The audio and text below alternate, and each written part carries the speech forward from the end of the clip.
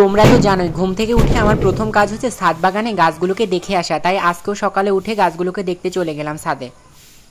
ছাদে আমার বাগানের অবস্থা খুবই খারাপ, কারণ বাগানের সব গাছগুলোকে এক পাশে রাখা হয়েছে। কারণে আমার গাছগুলি জমে গেছে, আর হচ্ছে সব একসাথে রয়েছে, তো এই জন্য আলো বাতাসও পাচ্ছে না, ঠিক মতো রোদও পাচ্ছে না।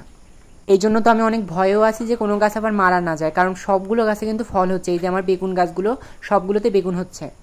আবার এই দিকের এই লতা জাতীয় গাছগুলোকেও সরিয়ে নিতে হবে, কারণ এখানেও নেট ফিনিশিং করা হবে। এই যে সরানোর জন্য আমি সব গাছগুলোকে এখান থেকে উঠিয়ে নিচ্ছি, এই যে সরিয়ে নিচ্ছি ডালগুলো, যাতে ওখানে না যেতে পারে মাচায়। আমাদের ছাদ করা হয়েছে প্রায় 10 বছর হয়ে গেছে, কিন্তু আমাদের ছাদে হচ্ছে নেট ফিনিশিং করা হয়েছিল না, এই জন্য এখন নেট ফিনিশিং করা হচ্ছে। নেট ফিনিশিং না করার কারণে আমাদের ছাদ ড্যাম পড়ার মতো অবস্থা হয়ে গেছে, মানে মাঝখানে পানি জমছে। আর এই কারণে ছাদে গাছও ঠিকভাবে লাগাতে পারছি না, তাই ছাদে নেট ফিনিশিং দেওয়া হবে। নেট ফিনিশিং দেওয়ার কারণে সব গাছগুলোকে একপাশে সরিয়ে নিতে হয়েছে। গাছ লাগিয়ে এক জায়গা থেকে অন্য জায়গায় সরিয়ে নেওয়া কিন্তু খুবই কষ্ট আর অনেক ওজন, আর এতে কিন্তু